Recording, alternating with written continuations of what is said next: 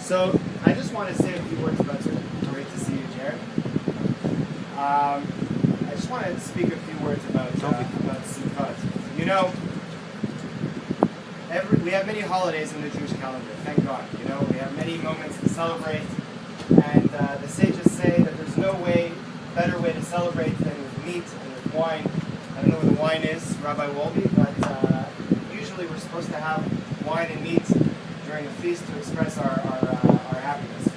So we have Passover, we have Shavuot, we have Sukkot. What makes Sukkot so special? What are we happy about on Sukkot? Right? You look at Passover, the Jews left Egypt. That's cause for celebration, right? We were slaves, we were in Egypt, and we were suffering. Lo and behold, God takes us out. Shavuot, God gave us the Holy Torah. Big reason to celebrate.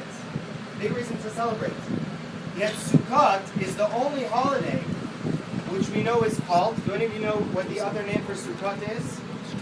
Zman Hazak Baruch. Sukkot is called Zman Simchatenu. Any of you know what that means in Hebrew? Simcha. You guys know what Simcha means? It says you shall be happy on your holiday. Right? Simcha is the Hebrew word for joy, for happiness. And yet of all the holidays that we have, between Passover, Shavuot, and Sukkot, the only day in our calendar that is called the holiday of joy is Sukkot. Guys, what's going on over here? Look around you. We're outside. We're sweating. It's hot. What is happy about this? You know, we're in a wooden box. There's bamboo above our heads. Guys, let's get into the air conditioning. What are we doing out here? Some weird rabbi is showing us this video on a tiny MacBook Air. What is happy about this situation? You know, we could be doing so many other things right now. So first of all, thanks a lot for being here. You know, it's not easy schlepping out of your regular lifestyles, coming out to some random garage outside, eating some halfway cooked. No, they look really good. They must be good. So what's going on over here? What is there to celebrate? What's going on with the holiday of Sukkot? Right? We know Passover. We're commemorating something. Passover, we're really commemorating the fact that we became a nation. No other nation can say that they became a nation in the same circumstances that we did. Right? You look at the Greeks. You look at the Romans. You look at the Germans. A nation usually becomes a nation when they are in one country and they share a mutual land, a mutual language, and a mutual culture. We had none of that. We were not in our own land. We did not yet have our own culture. We didn't have our own constitution. We became a nation on our way out of slavery. That was Passover. That was cause to celebrate. You look at Shavuot.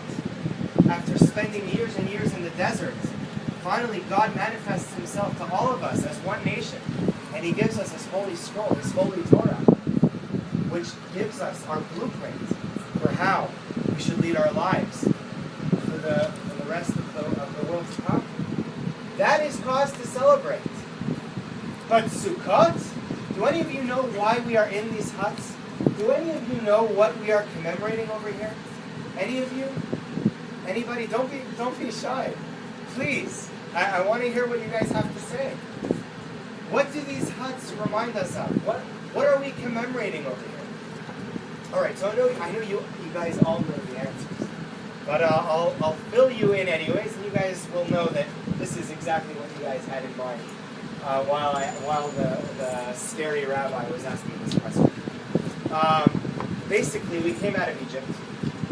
Okay? We came out of Egypt. We had nowhere to go but Israel. We had the Egyptians behind us. They had just died in the Yam Suf, in the Red Sea. And God had a plan. He didn't want us to take the short route into Israel. He wanted us to earn it. And he wanted us to become close to him through the time that we were going to be in the desert.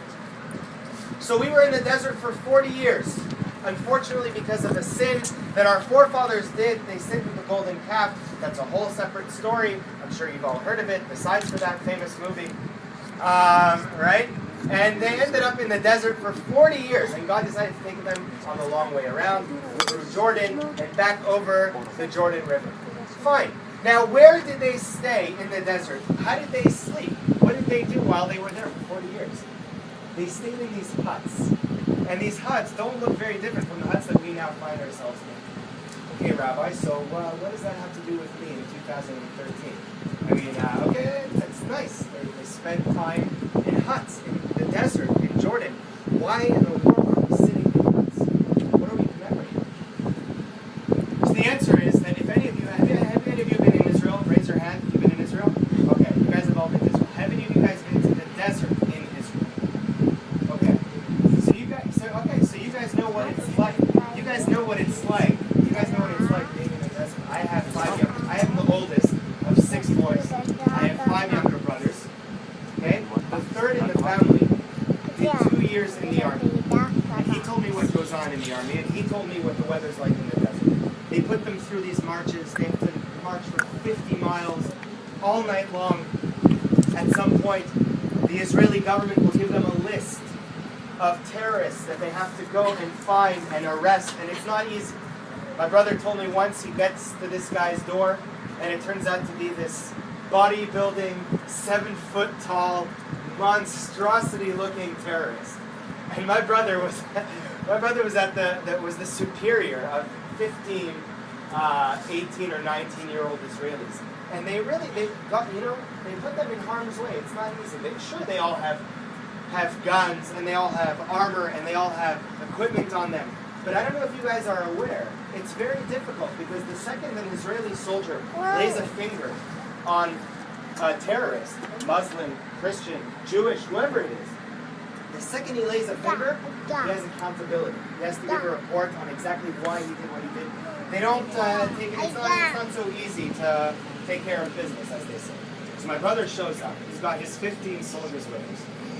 And they're there, they don't know what to do. My brother's the leader, so he's the one that has to make this plan. There's no blueprint, there's nobody telling you what to do in this situation. So he opens up the door. He has intelligence that this is a terrorist. This is a guy that is plotting to bomb a bunch of innocent civilians in Israel. You have to capture this guy. Now this was the last guy on my brother's list. This was number 15. My brother's exhausted. It's 5 o'clock in the morning. He's in the desert in one of these Arab villages. And he opens up the door, and this gigantic, 7-foot-tall bodybuilding guy with a huge poster of Yasser Arafat. What do you do in such a situation? So I'm not going to tell you what happened next, because it's not pretty. But in the end, thank God, he managed to arrest the guy. It was a little physical. But he used to work in the desert. He told me, you know what it's like in the desert, Johnny? He tells me, the weather at night, the weather during the day, I don't know what it's like in Fahrenheit. I'm from Canada. You have to excuse me. It gets up to 45 degrees Celsius. I don't know what it's like in Fahrenheit. 117. Sold to the man who preached. That's really hot. Do you realize what that is? That's from 32 degrees, okay, to 117. That's insane. That's insane. So let me ask you a question. If I were to throw you, okay, Jared, if I were to throw you in this desert, is this hut going to help you out? It's not really going to do much for you. What if I were to add the fact, and this is a true fact, that there are poisonous snakes and poisonous scorpions all over the place in this desert, under the sand, all over the place. Is a hut like this going to help you? It's not going to help you. Yet that's what we're commemorating. We were in the desert as Jews for 40 years in huts that looked like this. How do we explain that?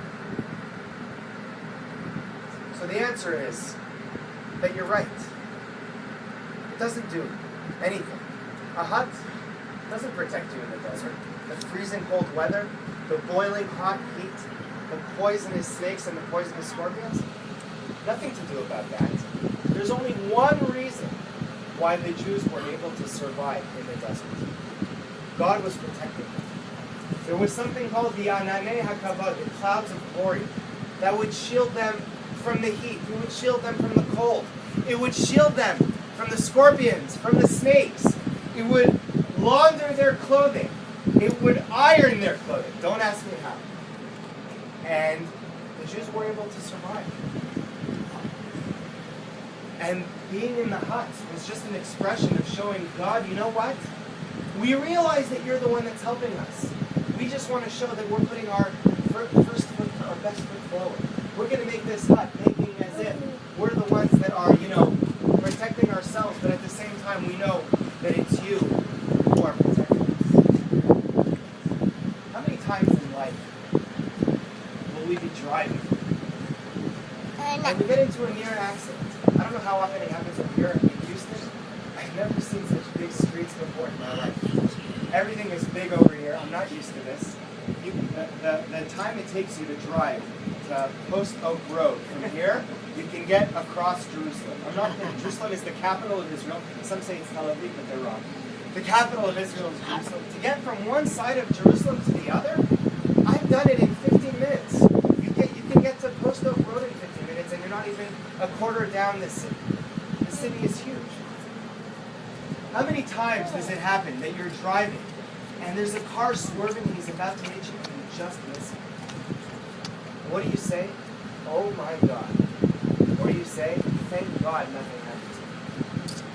But the truth is, yeah, you can thank God because God's the reason why you came out unscathed from that. But the truth is that we don't need to only thank God when we come into these close encounters.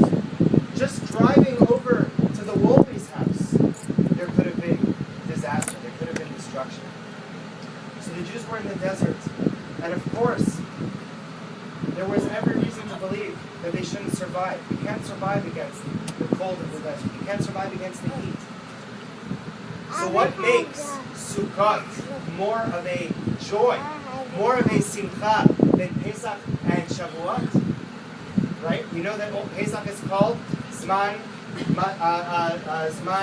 Cherutenu, the time of our freedom. Shavuot is called Zman Matan Toratenu, the time that our Torah was given. And Sukkot is the one holiday that's called Zman Simchatenu. So what makes Sukkot more of a joyous occasion than the rest? The fact that Sukkot carries with it a lesson that we can take with us every moment of our lives. Pesach was a huge commemorative event, but when something big happens, after a while, the effect wears off. When God gave us the Torah, sure, that's a huge event, but it wears off.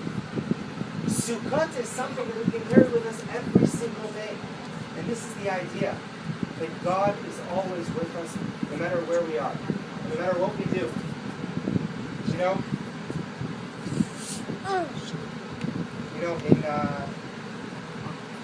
There's a saying in Pirkei Avot, and I'll finish with this.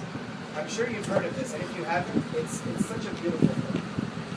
It says in Pirkei Avot, Ezehu Ashir Hasameach Bechelko. Have any of you heard this phrase before in Pirkei Avot? Let me translate it for you, okay? Ezehu Ashir Hasameach Bechelko. This is one of the most beautiful lines our sages have given us. Who is the rich man? Gesundheit. That's not the rich man, I'm sure you're rich. Who is the rich man? Who is rich? One who is happy with his portion of his world. Okay?